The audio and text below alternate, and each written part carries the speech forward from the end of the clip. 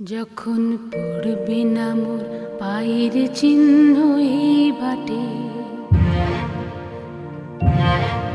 আমি বাইব না, আমি বাইব না মোর খেয়া তরি এই ঘাটে গো। যখন পড়বে না মোর পায়ের চিহ্ন এই বাটে, চুকিয়ে দেব বেচা কেনা, মিটিয়ে দেব গো, মিটিয়ে দেব লেনা দেনা, বন্ধ হবে আনাগোনা এই হাতে। তখন আমায় নাইবা মনে রাখলে, তারার পানে নাইবা আমায় ডাকলে, যখন পড়বে না মোর পায়ের চিহ্ন এই বাটে।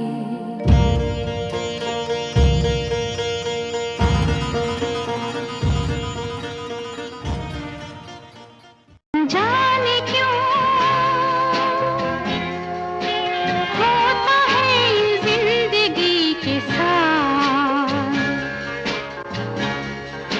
अचानक ये मन किसी के जाने के बाद करे फिर उसकी याद, छोटी छोटी सी बात न जाने क्यों।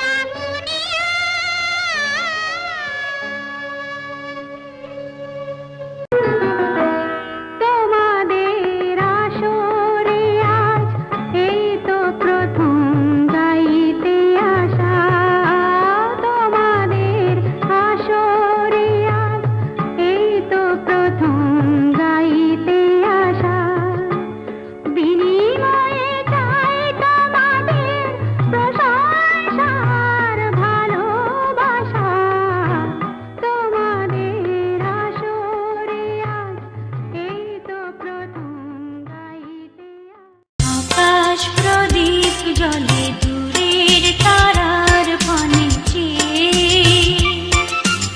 আমার নয়ন দুটি শুধুই তোমার চাই, ব্যথার বাদলে যাইছে আকাশ প্রদীপ জলে দূরের তারার পানে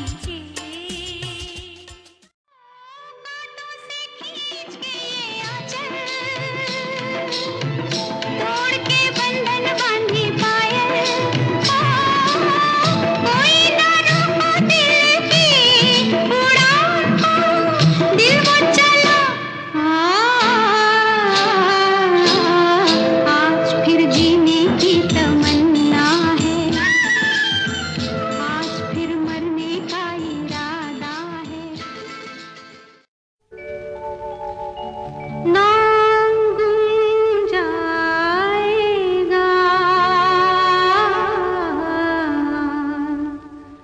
चेहरा ये बदल जाएगा,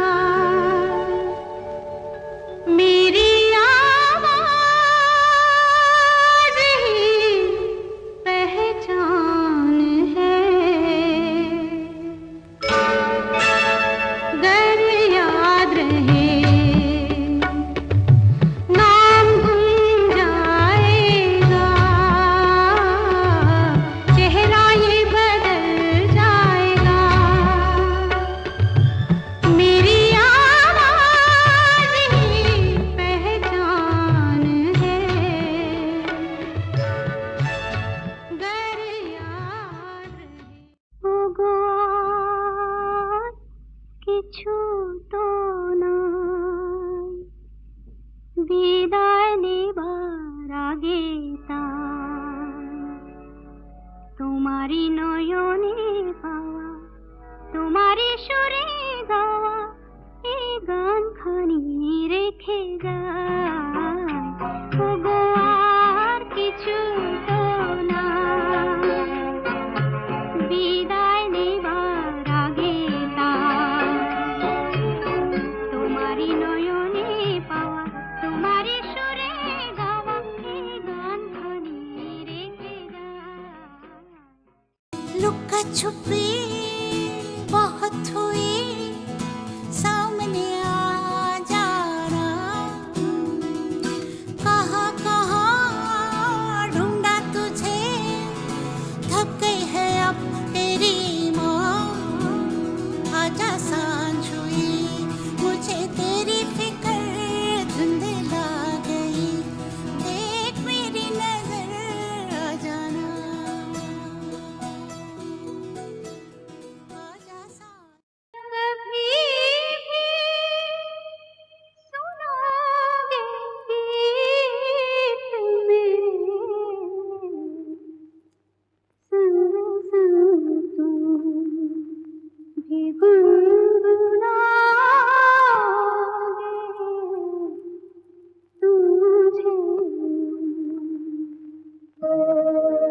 तुझे यूं भुला न पाओगे हाँ तुझे यूं भुला न पाओगे जब कभी भी सुनोगे गीत मेरे संग संग तुम भी गुनगुनाओगे हाँ तुझे यूं भुला न पाओगे हाँ तुझे यूं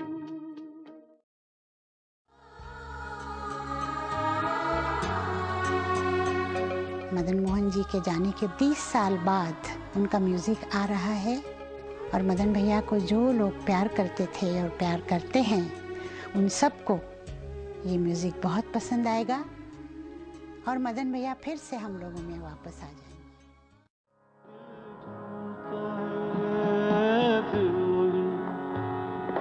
फुर्सत के रात दिन हाँ दिल ढूंढता है फिर वही फुर्सत के रात दिन बैठ गई तस्वीर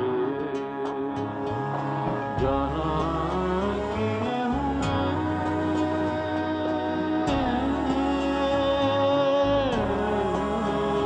तेरे लिए हम भेजिए हर आंसू पिए दिल में मगर जलते रहे चाहत के दिए तेरे लिए तेरे लिए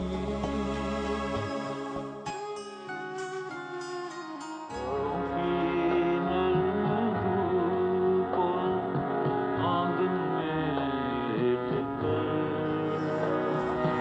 आंखों पे खींच कर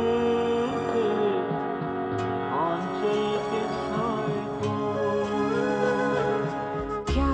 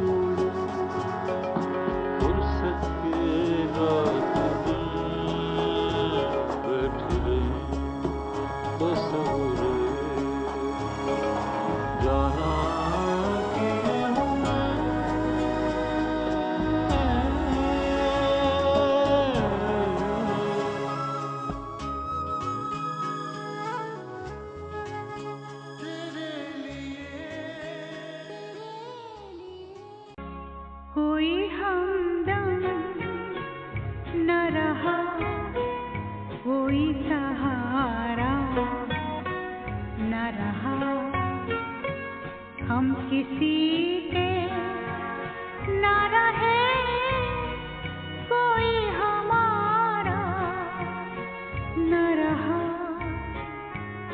कोई हमदम न रहा, कोई सहारा न रहा।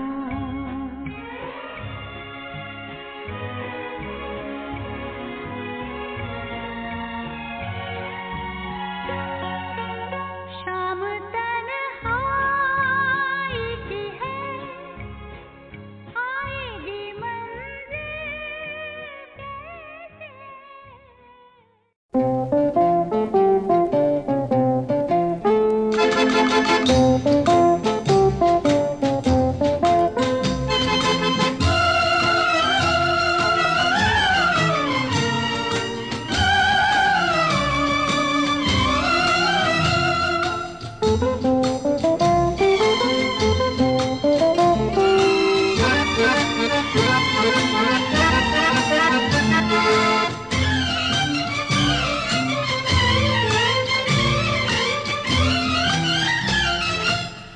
अजीब दास्तां है ये, कहाँ शुरू कहाँ खत्म, ये मंजिलें हैं कौन सी, न वो समझ सके न हम। अजीब दास्तां है ये, कहाँ शुरू कहाँ खत्म, ये मंजिलें हैं कौन सी, न वो समझ सके न हम।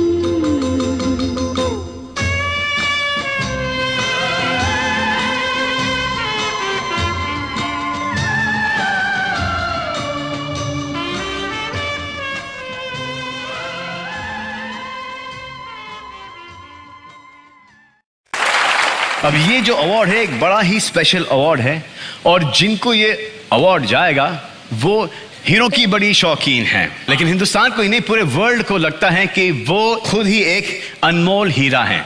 और ये है नाइटिंगेल ऑफ द सेंचुरी, जिनके बारे में हमें कुछ और बातें बताने के लिए बुलाना चाहूंगा स्टेज पर श्री रमेश सिप्पी एंड गुलजार साहब।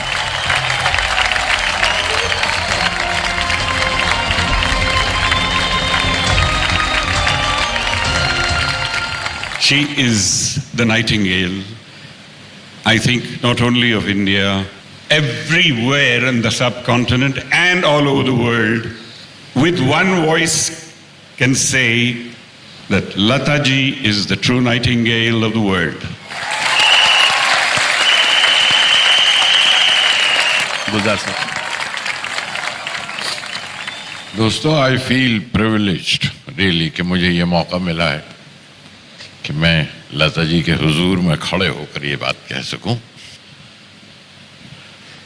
खुशकिस्मत हैं हम कि उस दौर में हैं जब वो गा रही हैं, खुशकिस्मत हैं कि उस दौर में हैं जब हम उन्हें देख सकते हैं, उन्हें छू सकते हैं, उन्हें सुन सकते हैं। देखिए, मैं आपको बताऊं कि इस राज की बात क्या है। लता जी बहुत अच्छा गाती हैं, लेकिन उसके पीछे पूरी कायनात है। सभी बात जन्म लेती है एक ऐसी आवाज जो देश, धर्म और समय की सरहदें पार कर मन की गहराइयों में उतरती है। मेरी आवाज ही पहचान है, गर याद रहे सबका गौरव, देश की लता, लता मंगेशकर, उन्हें हमारा शत शत प्रणाम।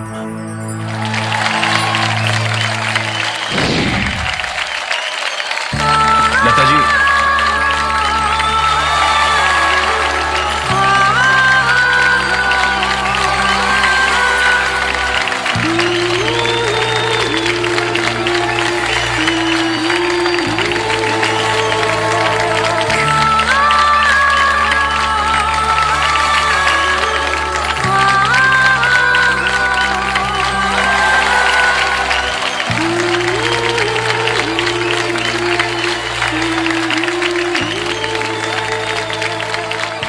लता जी,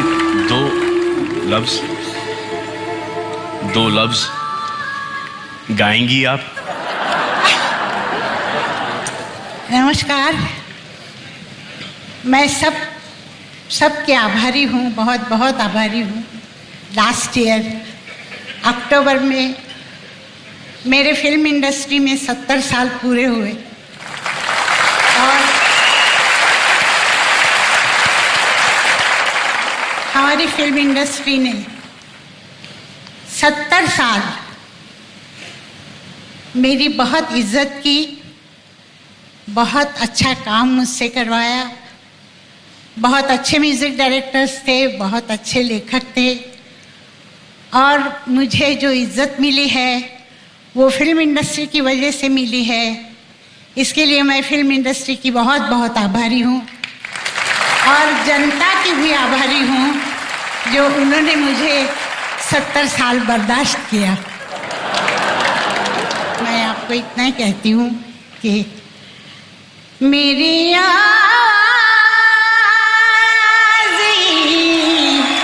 पहचान है, गर याद रहे। क्या बात,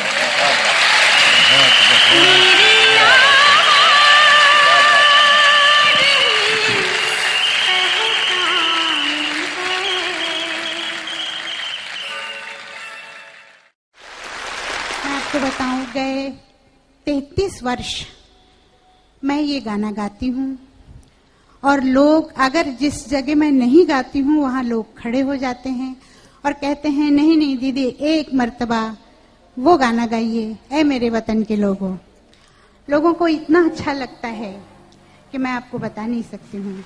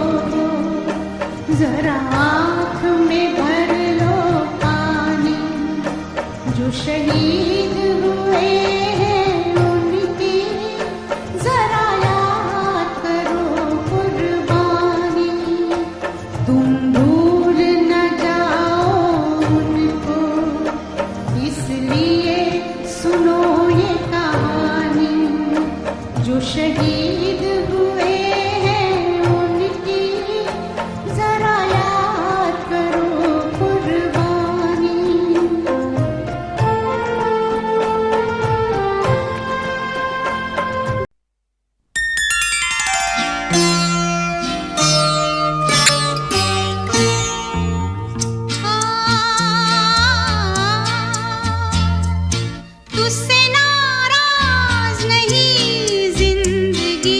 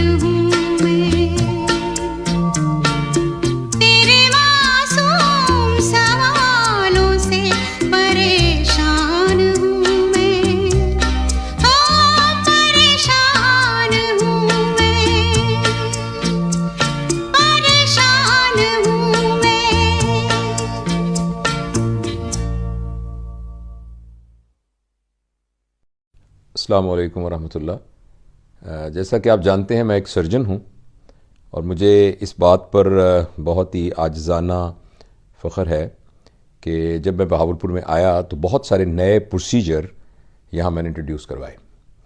तो मैं यहाँ बहुत पॉपुलर था जब यहाँ एक्टिवली काम करता था और यहाँ प्रोफेसर और प्रिंसिपल था। तो हमारे एक कॉलेज के मैगज़ीन के लिए स्टूडेंट्स एक दफ़ा मुझसे इंटरव्यू लेने आए। तो उन्होंने एक सवाल पूछा, सर आपने ये इतनी अच्छी सर्जरी कहाँ से सीखी? अचानक पता नहीं क्यों मेरे जहन में उसका जवाब ये आया, मैंने कहा लता मंगेशकर से। तो स्टूडेंट बड़े हैरान हुए, उन्होंने कहा ये सर आपने क्या कहा, लता मंगेशकर तो सर्जन नहीं है, आपने उनसे सर्जरी कैसे सीखी? मैंने उन्हें ये कहा कि कभी आपने लता मंगेशकर को गाते हुए सुना है? जिस तरीके से वो एक एक हर्फ का हक अदा करती हैं और जिस तरीके से सही मखरज के साथ और सुरों के साथ तवाज़ुन को बरकरार रखते हुए उसको अदा करती हैं, यही वो फ़नकाराना सलाहियत है जो कि हर फनकार को में होनी चाहिए। जिस तरीके से एक पेंटिंग करने वाले के ब्रश का एक स्ट्रोक पेंटिंग को खूबसूरत बना सकता है या खूबसूरत नहीं बना सकता, इसी तरीके से सर्जरी करने वाले फनकार की एक हाथ की मूवमेंट, एक उसका लगाया हुआ टांका, एक उसका कट, एक कॉटरी के ज़रिए से की गई डिसेक्शन पूरे ऑपरेशन को एक फ़न का नमूना बना सकती है और उसको स्पॉइल कर सकती है। तो मुझे ये तमसील बड़ी याद है कि बहुत साल पहले मुझे जहन में ये बात आई कि जिस तरीके से लता मंगेशकर अपने फ़न के साथ इंसाफ करती है, ये वो यार्ड स्टिक है जिस यार्ड स्टिक पर कोई भी फ़न जो है वो तोला जा सकता है कि एक एक जुज़्व आपकी परफॉर्मेंस का वो बेस्ट ऑफ एबिलिटी हो, वो मैक्सिमम हो। अब आप कभी लता मंगेशकर का गाया हुआ कोई गाना सुनिएगा तो आप देखेंगे कि अगर वो छोटी हे है तो सुनने में भी आपको वो छोटी हे नजर आएगी, और अगर वो बड़ी हे है तो वो सुनने में भी बड़ी हे होगी। अगर वो ऐन है तो वो ऐन होगी, अगर वो काफ है तो वो काफ होगा, अगर वो काफ है तो वो काफ होगा। लेकिन उसके साथ जो सुरों की हम आहंगी है वो भी अपनी जगह पर मौजूद रहेगी। मैं कोई मौसीकी का एक्सपर्ट नहीं हूँ, एक्सपर्ट क्या बिल्कुल भी कुछ भी नहीं हूँ, और अब कुछ अरसे से तो खैर मैं ऐसे बाकायदगी से सुन भी नहीं रहा। लेकिन ये वो एक बात है जो लता मंगेशकर को मुमताज़ करती है। आज उनका इंतकाल हुआ तो मुझे ये बात का ख्याल हुआ कि मैं ज़रूर उन्हें ट्रिब्यूट पेश करूं, और साथ में ये भी कहूं कि बहुत अरसे से हम ये कह रहे हैं कि इंसान की ज़िंदगी बाकी तमाम जानदारों से मुख्तलिफ होती है। वो इसलिए कि बाकी जानदार सिर्फ फिज़िकैलिटी होते हैं, और जबकि इंसान जो है वो फिज़िकैलिटी भी है, इंटेलेक्ट भी है, इमोशनैलिटी भी है और स्पिरिचुअलिटी भी है। तो वो शख्स जिसकी ज़िंदगी सिर्फ जिस्म के गिर्द और जिस्म की ज़रूरियात के गिर्द घूमती रहेगी, उसको मौत मार देगी। लेकिन जितना जितना इंटेलेक्ट, इमोशनैलिटी और स्पिरिचुअलिटी को इस्तेमाल करके इस दुनिया में कुछ कंट्रीब्यूट किया जा सकेगा, उतना उतना इंसान नहीं मरेगा। लिहाजा मौत बहुत सख्त है, मौत बहुत ताकतवर है, मगर मौत सिर्फ इतनी ही ताकतवर है कि 5 फुट कुछ इंच की लता मंगेशकर को इस दुनिया से गायब कर दे। लेकिन मौत इतनी ताकतवर नहीं है कि उसके किए हुए काम और उसके फ़न को इस दुनिया से ख़त्म कर सके। तो मुझे वो मशहूर शेर याद आया कि उस प्याले में जहर था ही नहीं, वरना सुकरात मर गया होता। तो इसलिए वो लता मंगेशकर जो 5 फुट कुछ इंच की एक खातून थी, वो तो मर गई हैं, लेकिन वो लता मंगेशकर जिसने लता मंगेशकर को लता मंगेशकर बनाया है, वो कभी नहीं मरेगी।